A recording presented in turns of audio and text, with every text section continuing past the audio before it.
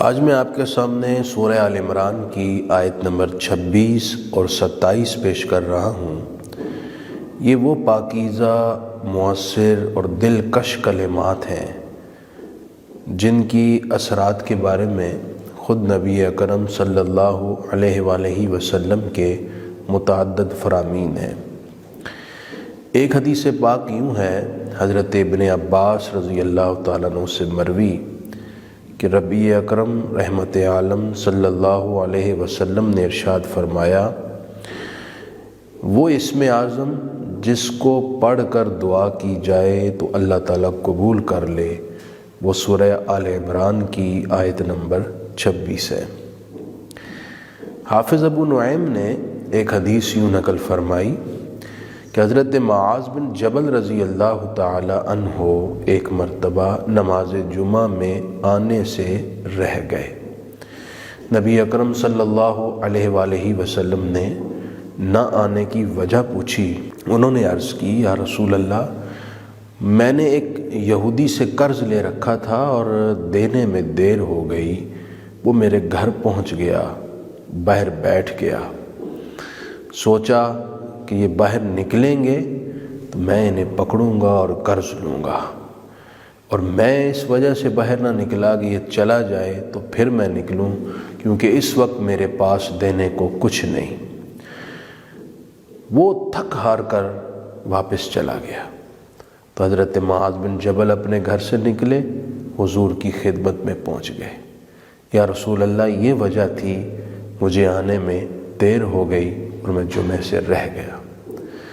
نبی اکرم رحمت عالم صلی اللہ علیہ وآلہ وسلم نے حضرت معاذ بن جبل پر مہربانی فرمائی اور ان کے ذریعے سے پوری امت پر مہربانی اور شفقت فرمائی۔ آپ نے ایک اہم ترین راز سے پردہ اٹھایا۔ فرمایا، کیا میں تمہیں قرآن مجید کی ایسی آیات بتاؤں، اگر تم ان کو روزانہ پڑھو تو روئے زمین کے برابر سونا، گولڈ اگر تم پر قرض ہو تو ان آیات کی وجہ سے وہ بھی اتر جائے۔ عرض کیا، رسول اللہ مہربانی فرمائیں، مجھے ضرور بتائیں۔ تو سرکار کریم علیہ السلام نے ان کو سورہ آل عمران کی آیت نمبر 26 اور 27 پڑھنے کا فرمایا۔ یہ روزانہ ایک مرتبہ پڑھی جائے، اور اس کے ساتھ فرمایا یہ کلمات پڑھے جائیں، رحمان الدنیا والآخرہ ورحیمہما تعطی منہما من تشاء وتمنع منہما من تشاء اقضی عنی دینی۔ یہ کلمات پڑھے جائیں روز، جب یہ آیات پڑھی جائیں اس کے بعد، تو انشاءاللہ اللہ تعالیٰ غیب سے مدد کر کے روئے زمین کے برابر سونا بھی قرض ہو تو اتر جائے گا۔ یہ آیات جب نازل ہوئیں تو خاص موقع تھا، غزوہ خندق کی کھدائی ہو رہی ہے۔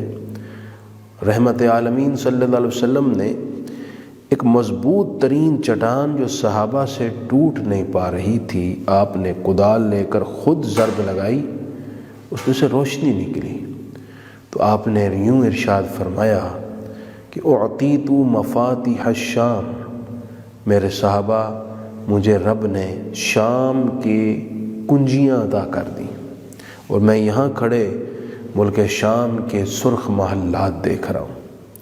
پھر ایک اور ضرب لگائی، فرمایا اعطیت مفاتیح فارس، اللہ نے مجھے فارس کے کنجیاں بھی عطا کر دیں، اور میں یہاں کھڑے مدائن کے محلات کو دیکھ رہا ہوں۔ پھر آپ نے تیسری ضرب لگائی تو چٹان پاش پاش ہو گئی، اور آپ نے ارشاد فرمایا میرے رب نے مجھے یمن کی کنجیاں بھی عطا کر دی۔ یعنی وہ وقت دیر نہیں جب یہ ساری سلطنتیں میرے صحابہ تمہارے زیر نگیں ہوں گی اور اسلام کی حدود میں داخل ہو جائیں گی۔ یہ بات جب منافقین کو پتہ چلی، انہوں نے واویلا کیا اور کہا، دشمن سے بچنے کے لیے یہ خندقیں کھود رہے ہیں، خود غیر محفوظ ہیں اور بات کر رہے ہیں کہ ہم روم اور ایران جیسی طاقتوں کو جو اس زمانے کی بہت بڑی طاقتیں تھیں، ان کو فتح کر لیں گے، یہ ان کو فتح کرنے کی بات کر رہے ہیں۔ یہ منافقین کی بات جب نبی پاک صلی اللہ علیہ وسلم کو پہنچی تو اس وقت اللہ تعالیٰ نے فرمایا کہ محبوب آپ یہ آیت پڑھیں۔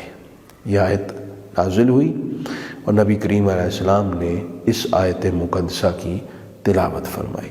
گویا کہ اس میں یہ میسج دیا گیا کہ اللہ مالک ہے، جسے چاہے سلطنت، بادشاہی اور ملک عطا کر دے۔ اصل فوکس، رجوع اور توجہ اس کی طرف ہو۔ وہ چاہے تو عاجز کو طاقتور بنا دے، وہ چاہے تو کمزور کو توانا کر دے، وہ چاہے تو فقیر کو بادشاہیاں عطا کر دے۔ وہی ہے جو سب کچھ کرتا ہے۔ آئیے اب اللہ تعالیٰ کے ان فرامین جو سورہ آل عمران کی آیت نمبر 26 اور 27 میں ہیں، ان کا ترجمہ سماعت کرتے ہیں۔ اللہ تعالیٰ نے ارشاد فرمایا قُلِ اللہم مالک الملک، اے حبیب آپ یوں عرض کریں، اے اللہ، اے ملک کے مالک، تؤتی الملک من تشاء، تو جسے چاہتا ہے ملک دیتا ہے، سلطنت دیتا ہے، غلبہ دیتا ہے۔ وَتَنزِعُ الْمُلْكَ مِمَّن تَشَاءُ، اور جس سے چاہتا ہے ملک اور بادشاہت چھین لیتا ہے۔ وَتُعِزُّ مَن تَشَاءُ، جسے چاہتا ہے عزت دیتا ہے۔ وَتُذِلُّ مَن تَشَاءُ، اور جسے چاہتا ہے ذلیل کرتا ہے۔ بِیَدِکَ الْخَیْرُ، ساری بھلائیاں تیرے ہاتھ میں ہیں۔ اِنَّکَ عَلیٰ کُلِّ شَیْءٍ قدیر، بے شک تو ہر شے پر قادر ہے۔ تُولِجُ اللَّیْلَ فِی النَّہَارِ، تو رات کو دن میں داخل کرتا ہے۔ وَتُولِجُ النَّہَارَ فِی اللَّیْلِ، اور دن کو رات میں داخل کرتا ہے۔ وَتُخْرِجُ الْحَیَّ مِنَ الْمَیِّتِ، اور زندہ کو مردہ سے نکالتا ہے، جیسے بیج سے درخت کو، نطفہ سے انسان کو، انڈے سے پرندے کو۔ وَتُخْرِجُ الْمَیِّتَ مِنَ الْحَیِّ، اور تو مردہ کو زندہ سے نکالتا ہے، جیسے کہ زندہ سے ایک بے جان نطفہ نکالتا ہے، درخت سے بیج کو نکالتا ہے، وغیرہ۔ وَتَرْزُقُ مَن تَشَاءُ بِغَیْرِ حِسَابٍ، اور تو جسے چاہتا ہے بغیر حساب اور شمار کے رزق عطا فرماتا ہے۔